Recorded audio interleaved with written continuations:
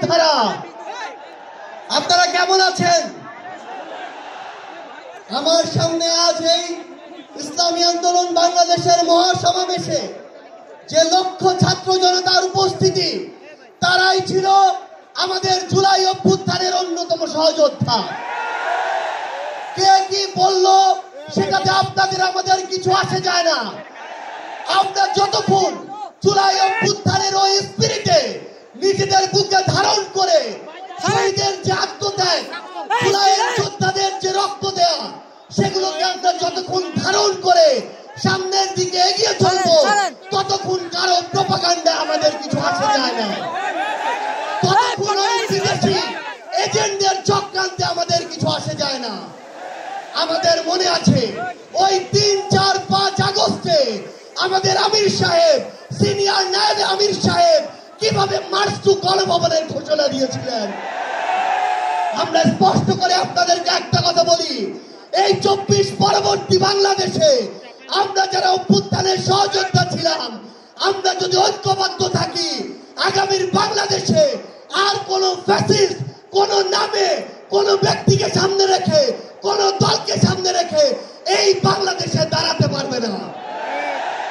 এখন জনগণের সামনে আমাদের দৃষ্টান্ত স্থাপন করতে হবে।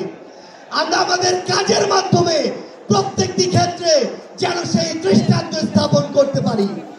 আজকে যখন আমি আসছিলাম, রাস্তার আশেপাশের প্রত্যেকটি মোড়ে আমার ইসলামী আন্দোলন বাংলাদেশের সহযোদ্ধারা ট্রাফিকিং এর কাজ করছে। এটাই হচ্ছে দৃষ্টান্ত যে আমরা কাজ করব, আমাদের রাজনৈতিক সমাবেশ করব, একই সাথে জনগণের যেন দুর্ভোগ না হয় সেটাও আমাদের মাথায় থাকবে। আমরা এর আগেও দেখেছি এই মাঠে প্রোগ্রাম হয়েছে, প্রোগ্রাম শেষ করে মাঠের প্রত্যেকটি ময়লাকে পরিষ্কার করা হয়েছে। এটাই হচ্ছে আগামীর বাংলাদেশের দৃষ্টান্ত যে আমাদের যারা সাময়িক যদি কোনো সমস্যা হয়, আমরা আবার ঐক্যবদ্ধভাবে সেই সমস্যার সমাধান করব। একটা জিনিস মনে রাখতে হবে, এই অভ্যুত্থানে আপনারা যখন ঢাকার গুরুত্বপূর্ণ পয়েন্টগুলো থেকে শুরু করে দেশের বিভিন্ন রণক্ষেত্রে অংশগ্রহণ করেছেন, আপনাদেরকে পাঞ্জাবি পায়জামার টুপি দেখে টার্গেট কিলিং করা হয়েছে।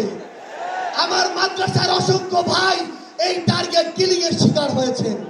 আগামীর বাংলাদেশে কেউ যেন কাউকে ট্যাগিং করে টার্গেট কিলিং এর শিকার না করতে পারে, সে বিষয়ে আমাদের ঐক্যবদ্ধ থাকতে হবে।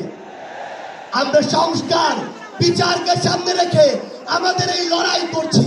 আপনারা পিআরের কথা বলেছেন, এই যে পিআর, আগামীর বাংলাদেশের সংসদে আমরা যদি আসলে জনগণের প্রতিনিধিত্ব চাই, তাহলে আগামীতে এই পিআর নিয়ে আমাদের আরো জোর সোরে ভাবতে হবে।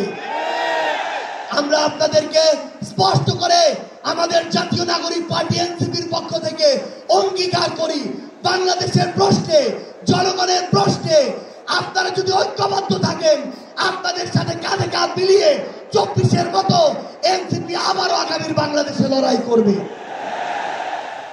আমাদের এই বাংলাদেশের 24-এর অভ্যুত্থানের স্পিরিটের প্রশ্নে, ওই খুনিদের বিচারের প্রশ্নে, রাষ্ট্রের সংস্কারের প্রশ্নে আমরা ঐক্যবদ্ধভাবে এগিয়ে যাব। আমরা যতদিন ঐক্যবদ্ধ থাকব, ততদিন এই বাংলাদেশে আর কোনো হাসিনা মাথা উঁচু করে দাঁড়াতে পারবে না। ইনশাআল্লাহ আপনাদের সাথে আমাদের আবারও দেখা হবে রাজপথের লড়াইয়ে অথবা বিজয়ে। ততদিন পর্যন্ত সত্যের সাথে থাকবেন, ন্যায়ের সাথে থাকবেন।